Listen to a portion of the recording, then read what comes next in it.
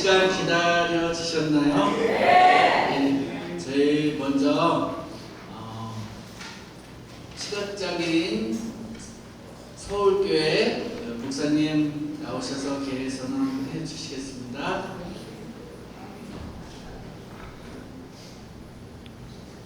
예, 뭐 거창하게 개회 선언이라고 할 거는 없고요. 제가 원근 각처에서 전국에서 이렇게 시각장애인 장막공예를 참석하기 위해서 오신 분들을 좀 환영하는 시간으로 대신하도록 하겠습니다. 우선 축사의 말씀을 주시러 우리 연합회에서 박상희 보건복지부장님 오셨습니다. 감사합니다.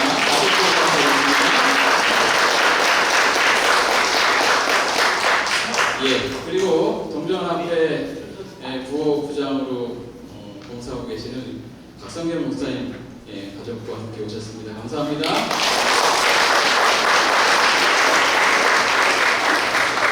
예, 그리고 강사 목사님으로 우리 김정근 목사님 모시게 되는데요. 환영합니다. 감사합니다. 예, 그리고 원주 본향교회 우리 식구들 환영합니다.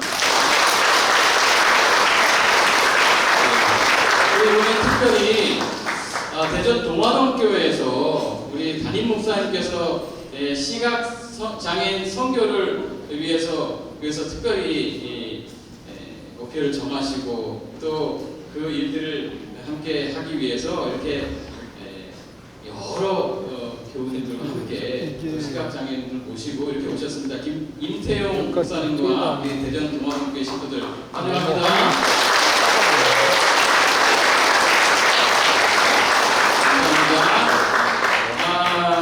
아주 멀다고 하면 제일 먼 곳이 부산이 아닐까 싶은 생각이 들었어요. 그래서 부산에서도 오신 우리 윤계란 장로님과 우리 사모님 집사님 환영합니다. 그리고 아직은 도착을 못했는데요. 목포에서도 오고 계십니다. 우리 박태관 장로님들 우리 시각장애 식구들 같이 오실 텐데 아직 도착을 하지 못했습니다. 이렇게 모든 분들을 환영하면서 개회를 선언합니다.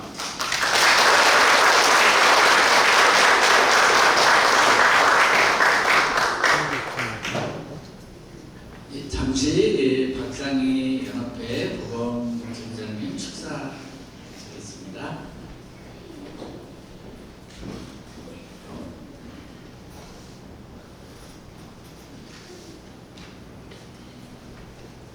안녕하십니까? 안녕하세요. 전국에 부산에서, 목포에서, 대전에서, 원주에서, 또 서울에서 이 장애인 장막 부흥회를 위하여 함께 해주신 우리 모든 성도님들, 한국연합회를 대신해서 진심으로 환영의 말씀을 드립니다. 오늘 우리는 하나님께서 우리 각자에게 부여하신 고유한 빛과 그 가능성을 함께 찬양하기 위하여 모였습니다. 여러분 그렇습니까? 비록 우리는 눈으로 볼 수는 없을지라도 하나님은 우리의 마음의 눈을 여셔서 진정한 가치를 볼 수 있도록 인도해 주셨습니다. 우리 대중적으로 이 어드벤티스트 파서빌리티 미니스트리라고 합니다. 한국말로 번역하면 재림교회의 가능성의 사역 정도로 번역을 할 수 있겠습니다. 대총의 부회장님께서 이 APM 대총의 장애인 선교 부장이시고요. 그리고 지금 현재 부부장으로 계신 분이 청각장애인 한 분께서 부부장으로 지금 계십니다. 조만간 아마 시각장애인 분께서도 대충의 보건 부부장으로 될 날을 저는 기대합니다. 우리 재림교회는 아주 특별한 미션과 철학을 가지고 있습니다. 이 어드벤티스트 파서빌리티 미니스트리의 미션과 철학은 무엇인가 하면 장애나 제한은 인식을 멈추게 하지 않으며 오히려 하나님의 은혜를 통해 각자가 실현할 수 있는 최고의 가능성을 보게 해준다라는 그러한 미션과 철학을 가지고 있습니다. 그게 무엇인가 하면 장애가 있어도 자기의 존재를 깨달을 수 있다는 거죠. 장애가 있어도 소명과 가지고 있는 그 가능성을 인식할 수 있다는 것입니다. 그래서 이 인식에 제한이 없다라고 하는 그 비전과 사명을 우리 재림교회 대총회는 분명히 가지고 있습니다. 외부의 편견이나 장벽이 아니라 내부의 존엄이 진정한 가치가 있다라고 그렇게 믿고 있는 것입니다. 그리고 이 재림교회에 장애인 사역이 7개의 카테고리가 있는데 그 중에 하나가 간병인입니다. 장애를 가지신 분들을 도와주기 위하여 평생을 헌신하고 계시는 그분들의 가치, 그분들의 희생, 그분들의 사랑, 또 인생을 그 장애를 가진 분을 위하여 헌신하고 고생하시는 그 분들 안에서도 발견되어지는 하나님의 놀라운 사역과 은혜를 하나님께서는 그 사역의 본주에 포함하고 있습니다. 여러분들께서 우리 하나님 안에서 그러한 무한한 가능성을 가진 그러한 존재라고 하는 사실을 오늘 이번에 이 강사 목사님을 통하여 강의를 하시면서 이 장막궁예를 통해서 여러분들의 마음 가운데 새롭게 이 모든 것들이 다 다가오시고 또 새로운 깨달음이 성령과 함께 하기를 간절히 바랍니다. 환영하는 곳으로 사람은 가지만 가치를 평가받는 곳에 거한다라고 하는 그런 말이 있습니다. 이게 무슨 말인가 하면 누군가를 환영해주면 사람은 좋아합니다. 그곳으로 갑니다. 그러나 그곳에 머무는 사람은 그 가치를 인정받을 때 머물 수가 있습니다. 우리 재림교회는 제7단식을 예수 재림교회는 여러 각각의 영역의 장애인들을 진심으로 환영합니다. 환영할 뿐만 아니라 여러분들의 가치를 하나님 안에서 소중하고 그 잠재력이 무한하면 그 가능성이 끝이 없다라고 하는 사실을 분명히 밝히고 있습니다. 오늘 이 장막궁예를 통해서 우리 여러분들께서 환영받을 뿐만 아니라 나의 가치, 나의 존엄이 하나님 안에서 인정받고 하나님 안에서 소중히 여김을 받는다라고 하는 그 사실을 꼭 기억하시면서 이 장애 장막궁예를 통해 여러분들 각자의 마음에 하나님의 치유가 함께 하기를 간절히 바랍니다. 지치고 힘든 여러분들의 삶에 다시 한번 희망과 소망의 메시지가 가득하기를 간절히 바랍니다. 우리 김정은 목사님의 그 말씀을 통해서 살아계신 하나님의 능력이 오늘 우리 모든 가능성과 그 존엄으로 우리를 바라보시고 그렇게 여기시는 하나님의 성령에 의하여 새로워지는 이 아름다운 장막궁예가 되시기를 간절히 바라면서 축사의 말씀을 대신합니다.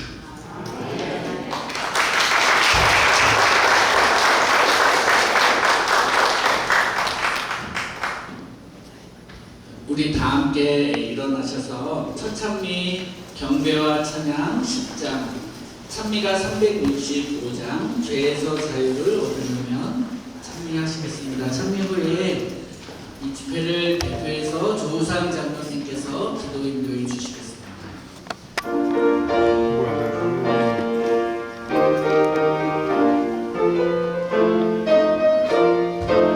죄에서 자유를 얻으려면 구원의 능력 힘으로 시험을 이기는 승리를 참 놀라운 축복입니다. 죄 보혈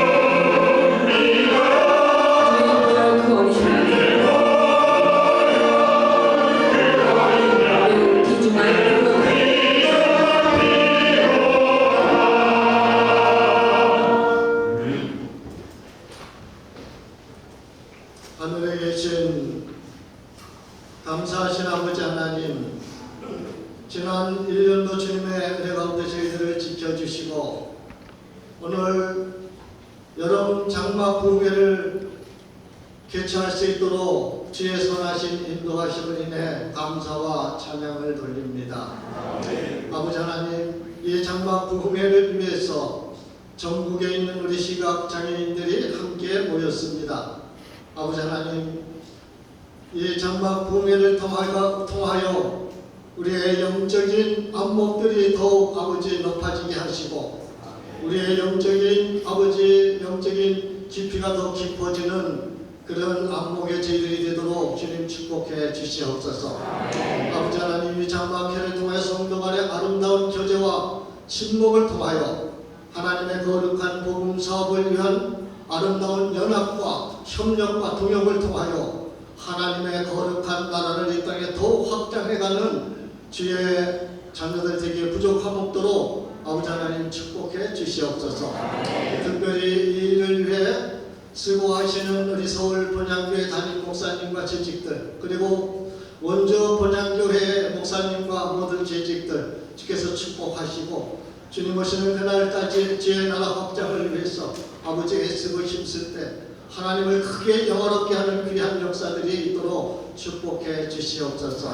특별히 이 장막 부흥회를 지원하시고 또 격려해 주신 우리 박상희 목사님 주께서 축복하시고 한국연합회가 큰 하늘의 복을 받는 귀한 연합회가 되도록 축복해 주시옵소서.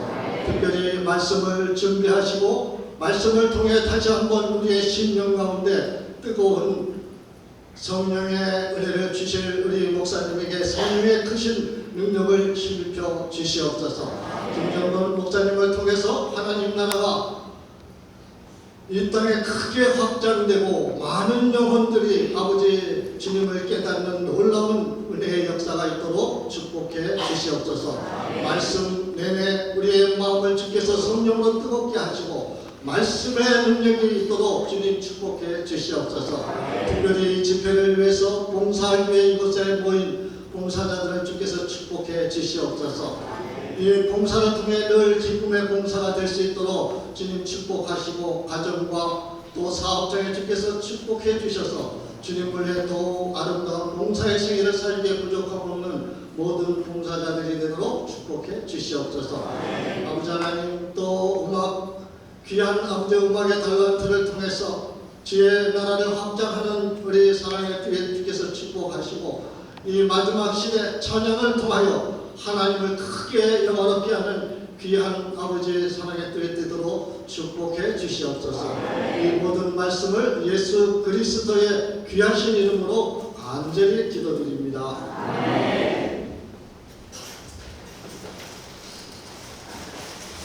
이 자리에 앉아주시면 좋겠습니다.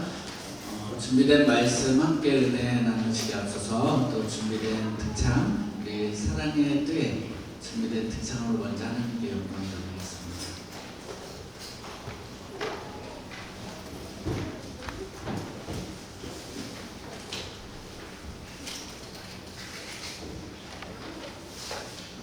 아까 이 화면이 준비가 안 되는 바람에 저희가 몇 곡 불렀는데 또 특창도 해야 되겠죠? 너는 아느냐.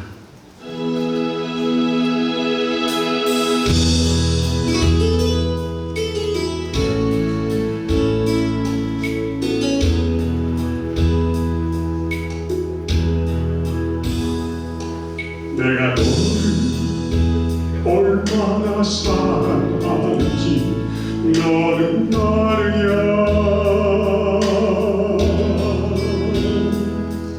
내가 너를 얼마나 좋아하는지 너는 아느냐. 내가 너를 얼마나 기다렸는지 너는 아느냐. 너는 아느냐. 너는 아느냐. 내가 너를 얼마나 사랑하는지 너는 알아. 내가 너를 얼마나 좋아하는지 너는 알아. 내가 너를 얼마나 기다렸는지 너는 알아.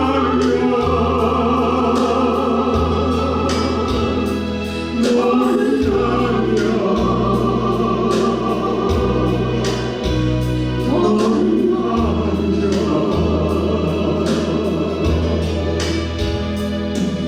내가 너를 살리려 나의 생명을 주었고 내가 너의 수치를 씻으려 나의 생명을 신학자님 서울교회 성도 여러분 안녕하세요. 더워서 목소리가 좀 짙으신 것 같아요. 나의 힘을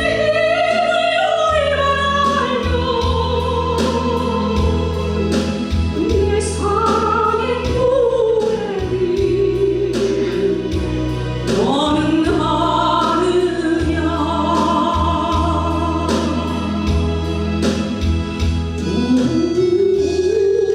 낯설지 얽매여 곳에 있는 나의 비전이야. 나로 내 얼굴을 보게 하라. 내 소리를 듣게 하라. 내 소리를 신학자님 서울교회 성도 여러분 내 얼굴은 아름답더라.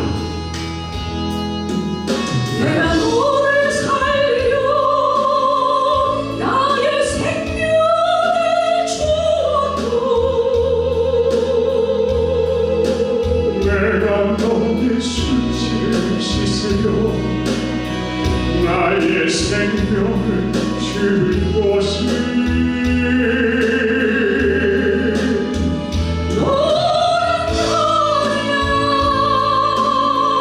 나의 힘을 얼마나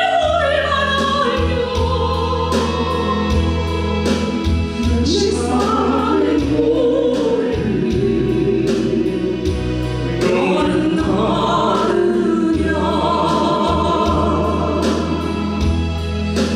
내 사랑의 노래를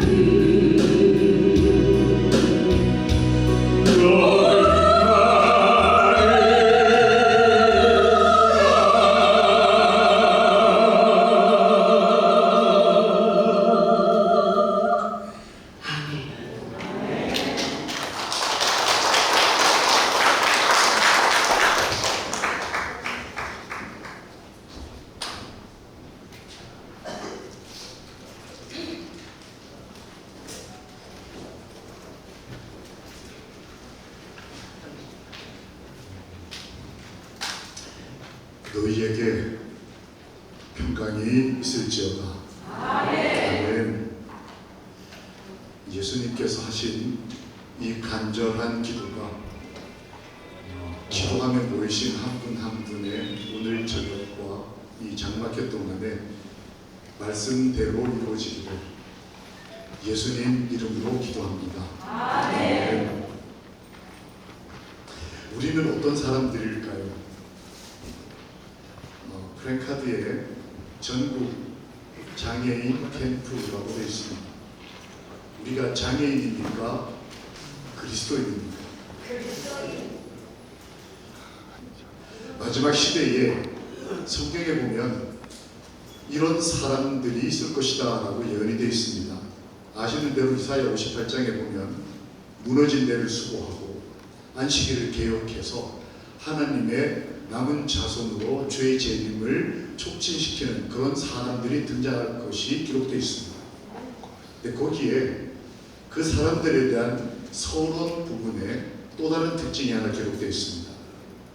그들이 날마다 나를 찾아 나의 길을 알기를 즐거워하니 마치 공의를 행하여 그의 하나님의 규례를 저버리지 아니하는 나라 같아서 의로운 판단을 내게 구하며 그들은 하나님과 가까이 하기를 즐거워하는도다.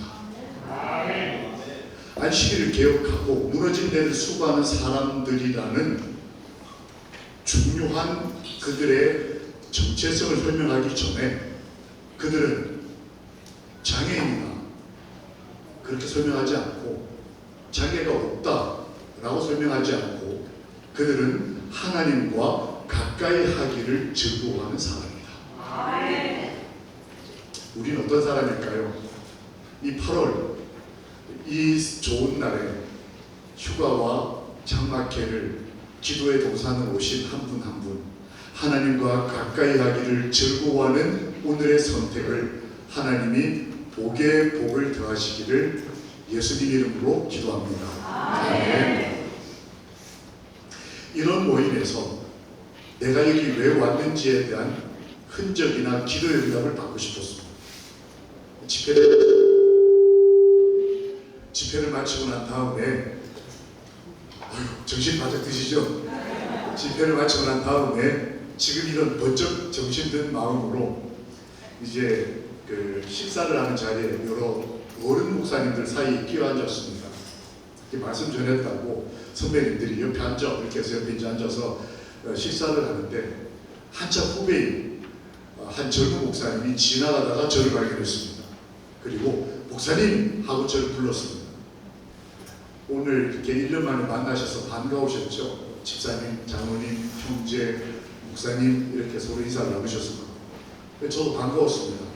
오랜만에 보는 한 청년 시절부터 같이 알았던 한 후배 목사님이셨어요.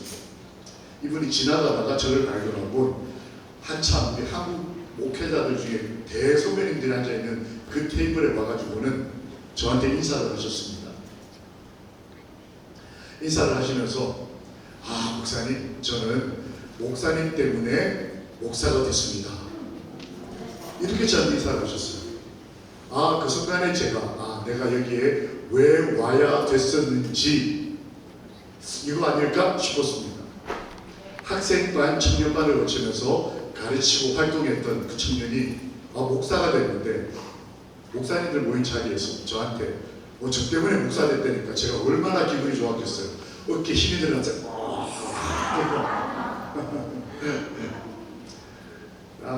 근데 옆에 앉아있던 목사님이 좀 짓궂은 선배 목사님이 계셨어요. 제 옆에.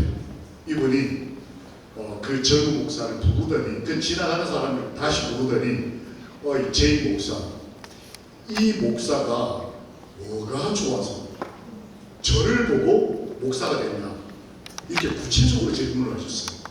보통 구체적으로 질문이 나오면 문제가 커집니다. 그냥 적당하게 지나갔어야 되는데 이 목사님이 뭐가 좋아서 목사가 됐냐라고 물으셨어요. 그랬더니 이 젊은 목사가 망설이지 않고 저 때문에 목사가 됐는데 목사가 된 이유가 뭐냐 답을 이렇게 했습니다. 목사님하고 탁구 치는 게 너무 재밌어요.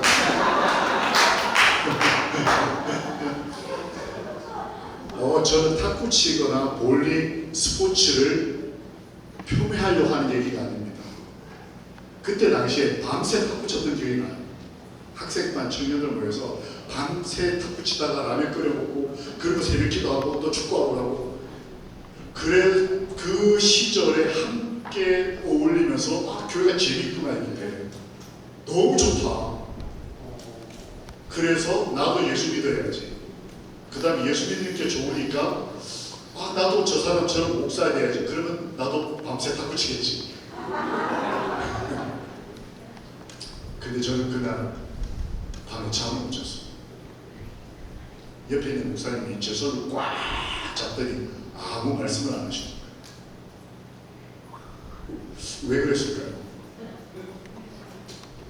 제가 흔적을 남겼는데 어떤 사람이 기억 속에 만약 제가 목사님, 정말 목사님의 말씀을 들어서 제가 변화가 됐습니다라든지 아니면 목사님은 여러 가지 어려운 조건을 가지고 계시면도 우리 장로님은 정말 어려운 환경인데도 정말 이렇게 장막해 놓으시고 악기도 배우시고 헌신하시고 정말 이렇게 얘기를 했다면 제가 얼마나 좋았겠어요.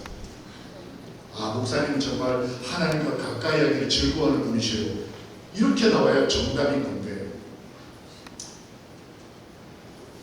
목사님과 탁구 치는 게 너무 재밌습니다. 뭔가 부족한, 뭔가 이게 정통이 아닌 것 같은, 이게 잘못됐다기보단 더 바르게 살 수 있었는데, 내가 선택을 더 잘할 수 있었을 것 같은데, 그냥 좋은 게 좋은 거지. 행복이 이런 거 아니겠어? 남들 다 그렇게 사는데. 그렇게 지나온 내 삶의 흔적에서 그 사람이 그 정도로 만족했다는 것이 그날 밤에 마음이 아팠어요. 우리는 어떤 그리스도인일까요?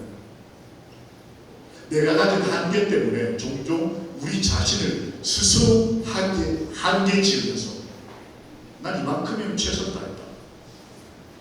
남들 다 그렇게 사는데 나는 이런 대우를 받아야 될 조건을 가진 사람이다. 혹시 그런 환경과 조건 가운데서 나 스스로 나를 제한적인 그리스도인, 혹은 이 정도에서 그냥 하늘나라 가면 땡큐고 못 가면 이 정도만 해도 땡큐고, 혹시 그러지 않았을까요? 우리는 어떤 그리스도일까요? 제가 좀 속상하는 표현 중에 하나가 이겁니다. 교회는 교회인데 불완전한 교회. 이런 표현이 존재한다는 게 속이 상하는 거예요. 또 이런 겁니다. 사랑은 사랑인데 불완전한 사랑. 하나님 우리에게 사랑을 주셨고 하나님은 사랑이신데 이게 왜 불완전할까? 이 속상한 때가 한두 번이 아니에요. 또 다른 표현. 치료하시는 하나님이신데 하나님의 치료나 하나님의 은혜가 불완전하게 느껴집니다. 하나님이 나에게 은혜를 베푸셨는데 왜 갑자기 내가 사도를 향합니까? 하나님이 우리 가족을 사랑하시는데 내가 낳은 아이가 왜 아토피 피는 거야?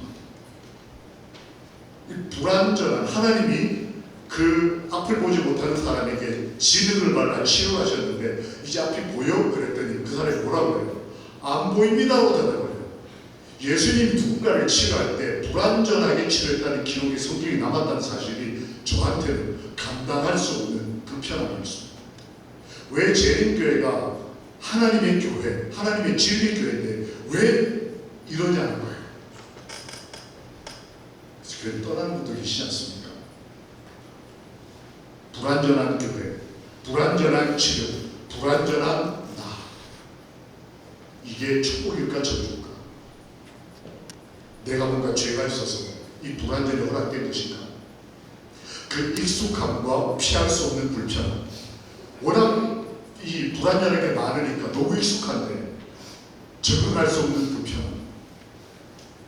우리가 하나님의 온전하심에 대한 꿈과 이상을 가지고 있고 성경이 하나님의 사랑과 치유하심에 대한 온전하심을 우리에게 복음으로 전하고 있기 때문에 우리는 이 질문에 대해서 답을 얻어야 하는 것입니다. 내가 지금 불완전한 것, 여러 불완전함이 있을 수 있습니다. 이 불완전함이 과연 죄인가? 아니면 나의 무슨 잘못인가? 아니면 어떻게 이해해야 하는가? 저는 이 답을 한 인간에게서 찾습니다. 여러 계시를 받은 것이 지극히 크므로 너무 자만하지 않게 하시려고 내 육체의 가시 곧 사탄의 사자를 주셨으니 이는 나를 쳐서 너무 자만하지 않게 하려 하십니다. 누굴까요? 사도 바울. 거의 신약시대에 완벽해 보이는 사람이었어요. 과거를 완전히 절연하고 새 사람이 된 사람. 대단한 지성인, 열정을 가진 선교인, 수많은 교회를 세우고 어떤 박해도 굴하지 않았던 백전불굴의 모세를 닮은 하나님의 사람. 근데 그에게 불완전함이 있었다. 육체의 가시라고 표현된 이걸 성경에다 써버리는 바람에 바울 시대 이후로 수십억 수백억의 크리스찬들이 육체에 가시하면 사도 바울이 생각나는, 저 같으면 숨기고 싶었을 것 같은데, 남들이 나의 불완전함을 몰라줬으면, 아니 정반대로 남들이 나의 불완전함을 인정해줘서 남들보다 더 좋은 자리, 더 좋은 대우, 연합회가 나를 더 이 불완전함에 대해서 대우해줘야 돼. 대우를 해서라도 그 권리를 인정받고 싶을 것 같은데, 사도 바울은 전혀 다른 입장에서 육체의 가시에 대해서 접근하는 것입니다. 그리스도인들에게 이 불완전한 대명사인 육체의 가시는 아주 오랫동안 마음에 부담이 되고 혹은 꼭 기도의 응답을 받고 싶었던 하나님의 던져주신 말씀이었어요. 가시. 예수님께서 사도 바울을 직접 만나셨습니다. 얼마나 멋진 일입니까? 그래서 그의 인생이 완전히 바뀌었습니다. 살인자, 그의 열정에 휘어잡혀서 다른 사람들을 전혀 공감하거나 배려하지 못하는 지독히 독선적인 하나님 사람이었어요. 그런데 그가 예수님을 만나서 완전히 치료돼서 성령의 열매는 사랑이다. 근데 그 사랑은 오래 참는 거야. 고린도전서 13장 얼마나 위대한 글들입니까? 그런 글을 쓰는 사람이었는데 그는 완전히 치료되지 못했어요. 예수님을 만나는 바람에 얻게 된 그의 눈의 질병은 평생을 두고 그에게 가시였습니다. 그에게 가시가 육적으로는 아마 안질로 보입니다. 아나니아가 그에게 와서 치료를 하지 않습니까? 너 지금 시각에 문제가 있다. 그렇게 치료를 해줬는데 이 치료가 완전하지 않아서 해왔는데 2.0은 최소한 돼야 되지 않겠어요? 하나님이 만지셨는데. 그런데 평생은 눈이 안 보여요. 그래서 그가 육적으로 봤을 때 나는 가시를 가졌다. 자, 하나님이 나를 치료하셨는데 불완전한 치료가 있었다. 영적으로는 어땠을까요? 그가 예수님을 만났는데 그 바로 직후에 금이환향한 게 아니고 다메섹 가다 돌아와서 회개하고 12제자와 함께 으쌰으쌰해서 마지막 주의 재림의 복음을 전한 게 아니라 3년 동안 아라비아 광야에 가서 완전히 사람들에게 잊혀진 사람들, 금식하며 고통합니다. 외로웠어요. 예수님을 만나고 난 사람이 왜 이렇게 됐을까? 그에게 있어서의 육체적 가치는 단지 육체적 질병만을 얘기하는 것이 아니었습니다. 내가 가지고 있는 한계, 이것이 그 육체적 가시의 전부가 아니었어요. 그는 사회적으로도 고난을 받았습니다.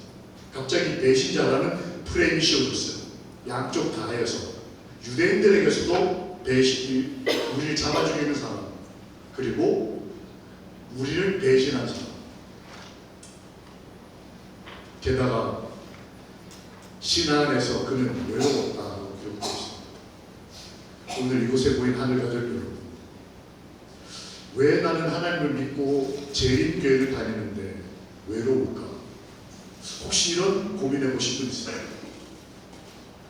제가 근무하던 어떤 곳에서 상담을 하는데 외롭다고 상담하시는 재림교인이 꽤 많아요. 독신자도 아니에요. 가족이 있고 남편 아내가 있고 아이들이 있고 아버지 어머니가 계시는데도 외롭다고 상담을 하시는 분이 꽤 계시더라고요. 더 큰 문제는 이 외로움을 해결하기 위해서 자기가 적절한 신앙적 방법을 찾지 못하고 있다는 거예요. 그래서 우리 재림교회인데 주식에 막 미쳐가지고 외로우니까 밤에 잠이 안 오니까 미국 주식을 하더라고요. 밤에 잠을 안 자요. 제가 깜짝 놀랐어요. 그리고 어떤 분은 미친 듯이 여행을 다니시다. 어디 가서 내가 어디서 사진을 찍고 뭘 먹었다. 이게 자랑입니다. 근데 그 마음을 이렇게 살펴봤더니 실제로는 교회에 왔을 때 마음이 안정이 안 되는 거예요. 집에 가도 안정이 안 되고 외롭고 가져가고 밥을 먹는데 갑자기 숟가락 놓고 도망가고 싶다고 하더라고요. 그 시군이 어떻게 할 줄을 몰라서 그렇다고 교회 직분도 있고 교회 30년 다녔는데 갑자기 뛰쳐나갈 수도 없고 그러니까 있는 것도 그래서 여행을 혼자 다니면서 사진 찍는다는 명분으로 그 자기 마음에 해결되지 않는 어떤 것을 그렇게 해결하고 있다. 덮어놓은 것입니다. 1986년에 지금 전쟁을 치르고 있는 우크라이나 수도인 키우 얼마 떨어지지 않은 곳에서 큰 폭발음이 한밤중에 들렸습니다. 여러분 아시는 대로 여기가 어디입니까? 체르노빌이라고 하는 도시였어요. 거기에 지금은 우크라이나가 됐죠. 그때는 이 소련, 지금 이제 러시아와 싸우기 전에 한 나라였던 이 체르노빌에 있던 원자력 발전소가 관리자들의 실수로 폭발을 합니다. 몇 년도에요? 1986년, 지금부터 40년 전에. 그런데 지금은 어떻게 됐을까요? 근데 폭발하고 난 다음에 사람들 피하세요. 그 다음에 이게 원자폭탄 떨어진 것처럼 이게 난리가 났으니까 지금 이대로 아이가 태어나면 그래서 실제로 아이들 중에 많은 아이들이 문제를 안고 태어났습니다. 그리고 성인들이 갑자기 암에 걸리거나 중병에 걸리거나 시력을 잃고 그리고 뭐 여러 가지 문제가 발생을 했습니다. 그런데 40년이 흘렀습니다. 어떻게 됐습니까? 지금도 그것은 접근 금지 구역입니다. 거기에 가면 몇 킬로 딱 적게 철조망을 해놓고 같은 나라인데 철조망을 해놓고 여기서 접근하지 마셔라고 러시아로 딱 써놨어요. 근데 그 다른 말로 바꾸면 회복을 포기한다.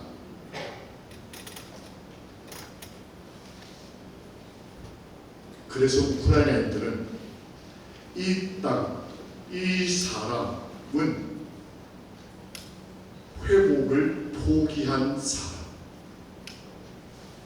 회복에 대한 의지가 없는 사람, 내 불완전함을 그대로 인정하고 받아들여서 그냥 그것이 내 십자가라고 생각하는 사람으로 옮겨진다. 온 우주에서 체르노빌 같은 지역이 있었습니다. 어디였을까요? 이 땅, 이 지구. 죄라는 것이 들어와서 40년이 뭡니까? 6,000년 동안 황폐된 이곳에 대해서 많은 우주 거민들의 경고가 있었어요. 너희들 여기 절대 접근 금지. 이 사람들과 접촉마저도 현재 막아져 있습니다. 그런데 그 간극을 뚫고 예수께서 이 땅에 오셨어요. 사람들은 우리 자신은 포기해버린 불완전함. 내 인생이 이렇지. 이거는 뭐 숙명이야. 하나님의 뜻이 있겠지. 라고 생각하는 나의 한계, 나의 불완전. 이것에 대해서 세상은 접근 금지 혹은 나 스스로 이것은 어쩔 수 없어라고 했던 그것에 대해서 예수 그리스도께서는 여호와 라파라고 말씀하시면서 나는 치료하는 여호와다.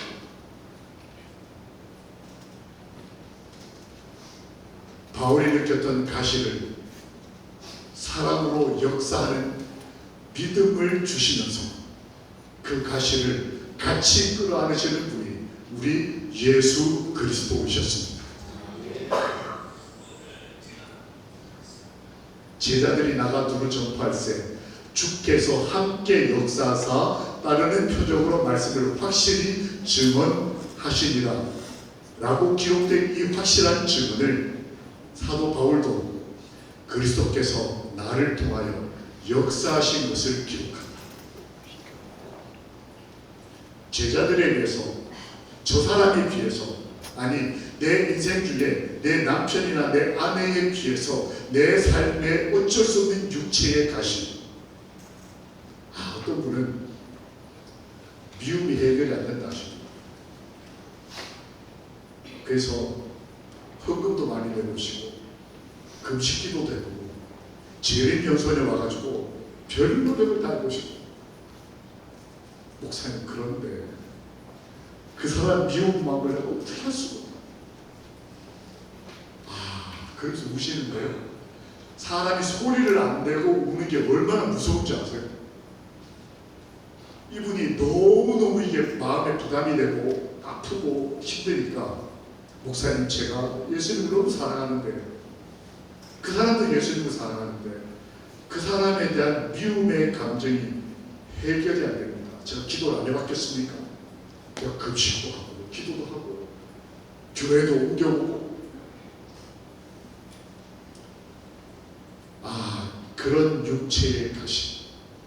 그런데 하나님께서 그 육체의 가시를 가지고 있는 사도 바울과 여러분과 저에게, 저 같은 죄인 목사에게 너는 회복을 포기한 사람이 아니어야 한다고 말씀하시는 분이 우리 여호와 라파 되시는 예수 그리스도이십니다. 어느 부모가 자식을 포기하겠습니까? 어떤 불치병에 걸렸다고 어느 어머니가 그 자식을 이 정도로 여기고 그냥 땡큐하고 사랑하시겠어요? 우리 아버지는 내가 가진 육체의 가시를 최선을 다해서 하나님이 나를 통해 역사하신다면 그러면 그 육체의 가시가 어떻게 느껴질까? 사도 바울은 아까 읽었던 성경책에서 이렇게 썼습니다. 내가 비록 육체의 가시를 가졌다. 즉 사탄의 사자를 내가 가지고 있다. 그런데 그와 동시에 나는 여러 계시를 받았다. 이 성경절이 우리가 아까 읽을 때는 그냥 지나간 절처럼 보이지만 사실 사도 바울은 이 육체의 가시를 어떻게 버텨내고 있었느냐. 육체의 가시보다 내 한계보다 더 많은 하나님이 주신 계시들을 보고 있었던 거예요. 하나님이 나한테 여러 계시를 주셨습니다. 육체의 가시도 주셨지만 계시도 주셨다. 그리고 그것이 지극히 크다. 내가 가지고 있는 이 육체의 가시가 고통스럽고 아프고 평생을 가지고 갔지만 하나님이 주신 것은 그거보다 지극히 크다. 여기 이 헬라어 문법에서 크다라는 말에다가 앞에다가 또 하나 더 붙인 거. 이거는 진짜 크다라는 말이에요. 내가 지금 가시, 내 한계를 가지고 있고 이거 아파. 부인하지 않아. 그러나 내가 받은 은혜가 더 큰데 요만큼 큰 게 아니고 얼만큼 커요? 지극히 크다. 그리고는 자신의 육체의 가시를 하나님의 은혜로 이렇게 이해합니다. 하나님이 나를 자만하지 않게 하려 하십니다. 내가 가지고 있는 이 불완전함은 불완전함이 아니라 오히려 하나님이 주신 나에게 있어서의 더 큰 완전이라는 거예요. 내가 혹시 불완전이 없어서 교만할까봐, 내가 혹시 가시가 없어서 함부로 살까봐, 내가 혹시 한계가 없어서 남을 멸시할까봐 하나님이 내가 생각하는 완전보다 더 지극히 큰 완전을 주셨는데 그게 완전 더하기 육체의 가시였다. 사도 바울은 그렇게 자신의 불완전함을 이해한 거예요. 우리는 내가 받은 여러 계시들, 지금도 여러분 저를 통해서 하나님의 계시의 말씀을 듣고 계셔. 설교를 듣는다는 것은 계시를 듣고 계시는 것과 마찬가지입니다. 이런 여러 계시를 받기 위해 여기에 오도록 연합회와 합회와 목사님들이 또 함께 동행해 주신 봉사자들의 사랑과 희생을 인하여 여러분 감사하지 않으시겠습니까? 아멘. 그것이 지극히 크다. 내가 육체의 가시 부인하지 않는다. 나 부족한 사람이야. 나 너보다 가진 거 없어. 하지만 그래도 나에게 주신 은혜가 크다가 아니고 지극히 크다. 사도 바울의 위대함은 성경을 써서도 아니라 자신이 자만하지 않기 위해서 자신의 평생의 한계, 이 불완전함을 오히려 하나님의 사랑으로 이해하고 있었다는 거예요. 그러므로 내가 그리스도를 위하여 약한 것들과 능력과 궁핍과 박해와 곤고를 뭐한다? 기뻐하라. 그가 고백을 하는 것입니다. 그러므로 내가 그리스도를 위하여, 그리스도 때문에 내 몸에 있는 약한, 그리고 내가 받는 능력, 내가 지금 현재 처해 있는 궁핍함, 때로는 박해까지, 곤고함까지 나는 기뻐한다. 이는 내가 약한 그때에 강함이다. 오늘 우리의 가시를 안고 이곳에 오신 분이 계시다면 내가 약할 이 때가 하나님 때문에 곧 강한 때가 될 것을 인하여 하나님께 감사하게 되기를 주님의 이름으로 축원합니다. 아멘. 한번 제가 전도를 가는데 제가 설교를 하면 옆에 사람이 이제 다른 나라 말로 통역을 했습니다. 그런데 준위층이라고 그러죠. 2층 이렇게 3.6대 대강당처럼 준위층이 있는데 끝에 한 여청년이 제가 설교하는 거를 이제 옆에 있는 분이 러시아 말로 이제 설교를 통역을 했어요. 그 러시아 말을 수화 통역을 한 여청년이 하고 있었습니다. 알고 봤더니 교회가 몇 개 연합해서 전도를 하는데 그 중에 한 교회가 목회자가 없던 그 지역 우리 장애우 교회였어요. 재림교회였습니다. 근데 그 재림교회는 장애우들이 모이시는 교회였는데 목사님이 안 계셨어요. 그러다 보니까 이제 한국에서 목사님 모셨다고 전도를 같이 하자 이렇게 돼가지고 왔는데 이분들이 얼마나 답답하겠습니까? 바로 통역이 안 되고 한국말을 러시아 말을 다시 통역으로 이렇게 가니까 이분들이 제가 놀랐습니다. 저를 아무도 안 쳐다보세요. 다 누구를 쳐다볼까요? 소화하시는 거예요. 그러니까 2층은 전부 소화하는 것만 다 쳐다보고 이 분위기가 묘했어요. 그래서 저는 2층은 일부러 안 보고 1층만 보고 이제 설교를 하고 그런데 한 4일쯤 지나가지고 이제 설교가 마치고 제가 앞에 서서 이렇게 인사를 하는데 보이시는 분은 이 친구입니다. 수화 통역한 친구예요. 이름이 나스쿨이라는 여청년이었습니다. 이 친구가 저한테 오더니 목사님 제가 특별히 인사드릴 분이 있다고 그래서 누구냐 그랬더니 옆에 아버지 어머니를 모시고 와서 저한테 이제 인사를 시키는 거예요. 그래서 이제 뭐 저는 이렇게 통역을 일주일 동안 예배 시간 2시간 반, 3시간씩 걸렸어요. 통역을 2번 거쳐가니까. 그런 긴 시간을 소화를 하면서 봉사해주는 이 대학생이 제가 얼마나 고마웠겠어요. 그 부모님 오셨다니까 제가 따뜻히 인사를 하려고 딱 갔는데 제 처음 이렇게 시선에 어른들이 안 보이셨어요. 이렇게 보니까 이 청년이 키가 작은 척도 조금 작았는데 이 청년의 뒤에 제 허리 정도밖에 안 되는 한 어르신과 사모님이 두 분이 오셨어요. 두 분이 키가 다 한 1m 채 안 되시는 것 같았어요. 제가 조금 당황을 했습니다. 인사를 드렸습니다. 아, 우리 나스쿨이 통역을 해주는 이번 집회에 말씀을 이렇게 말씀으로 섬기는 목사라고. 아, 따님이 얼마나 고마운지 쭉 얘기를 했어요. 이분들이 제 얘기를 못 알아듣고 러시아 말로 갔다가 다시 러시아 말을 딸이 수화로 해주니까 이 아버지 어머니가 그 수화를 보면서 제가 어떤 인사를 하는지를 이제 알아듣고 한 3분쯤 후에 끄떡끄떡 고맙다 인사하고 그럼 또 이제 이분이 뭐라고 얘기를 할 때 또 돌아서 저한테 올 때는 제가 러시아 말을 모르니까 다시 영어로 가서 다시 한번 말. 그러니까 말 몇 마디 하는데 한 10몇 분이 걸렸어요. 근데 제가 놀란 건 이 여학생이 그때 당시 21살에 대학교 2학년이었는데 자기 나라 말, 러시아 말 빼고 4개국어를 할 줄 알았어요. 대단하죠? 영어, 뭐 독일어, 또 하나 하고 그 다음에 한국말. 근데 한국말은 이제 읽을 줄 모르고 이제 들으면 무슨 뜻인지 아는 그 정도. 이런 4개국어를 하는 학생이었는데 아버지 어머니가 이 아이를 가질 때부터 한계점을 가지고 계셨어요. 이 아이는 태어났을 때부터 아빠 엄마에게서 정상적인 말을 배운 적도 들은 적도 없는 청년이에요. 아버지 어머니가 듣지도 못하시고 말도 못하시고. 제가 그 사실 알고 났다면 얼마나 놀랐을까요? 왜 놀랐을까요?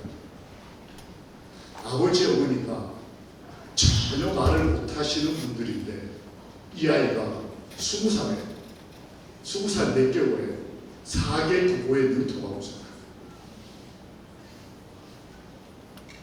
자기 나라 말만 제대로 배워도 누가 뭐라고 하겠습니까?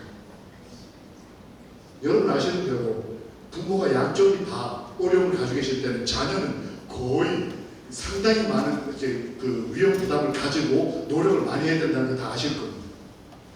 이 청년이 살아왔을 20년. 근데 이 아이는 항상 저 표정인 거예요. 기뻐하다. 근데 제가 가만히 보니까 아버지 어머니 표정이 오래요.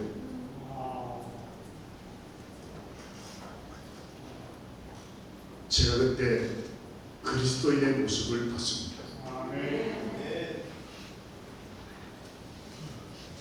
사랑하는 딸에게 사랑한다는 말을 하지 못하는 답답한 심정을 여러분은 이해하시지 않겠습니까? 저는 지금 다른 어떤 어려움을 가지고 있어요. 아이들이 결혼을 해가지고 해외로 시집장을 가버리는 바람에 사랑한다는 말을 잘 할 수가 없어요. 너무 멀리 있어서. 우리가 가지고 있는 이 모든 한계와 어려움들, 그럼에도 불구하고 우리 마음에 사랑이 사라진 적이 있습니까? 어느 부모가 어느 자식이 내가 어렵고 힘들다고 해서 내가 받는 능력과 곤란과 환난과 핍박이 심하다고 해서 아버지에 대한 사랑이 식을 수 있을까요?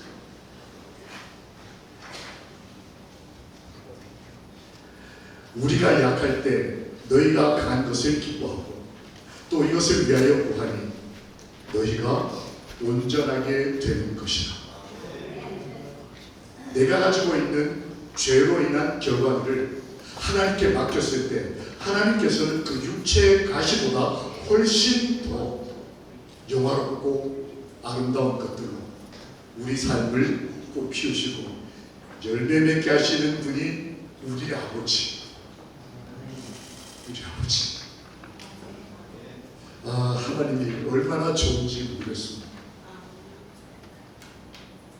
온전케 하시는 이 예수.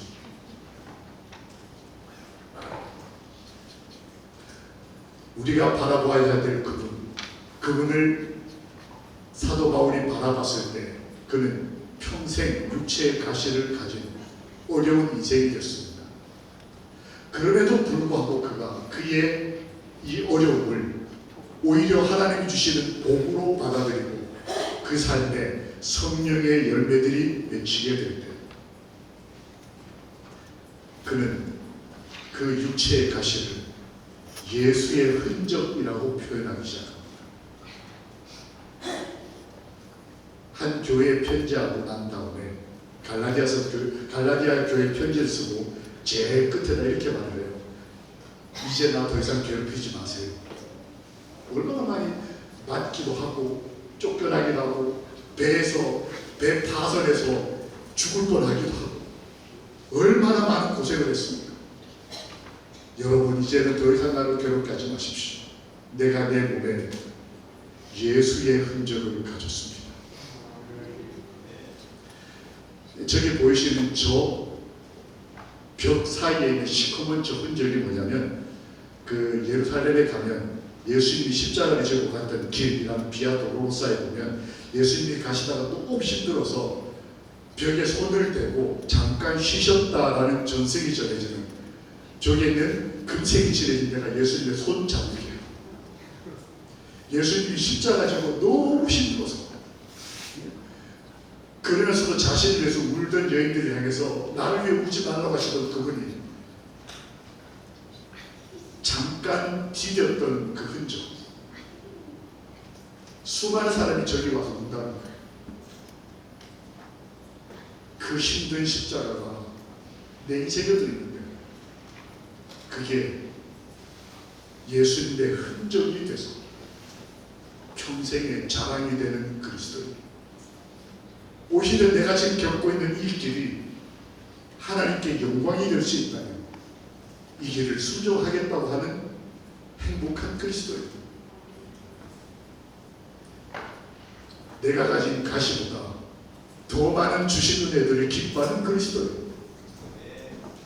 그리고 그 십자가의 흔적, 그 가시를 자랑스럽게 예수의 흔적이라고 말할 수 있는 그리스도. 여러분, 우리의 삶이 맞춰지는 어느 날 우리 각자가 가지고 있는 가시들이 있어요. 가정의 문제, 개인의 문제, 영적인 문제, 육체의 문제, 재정의 문제, 질병의 문제.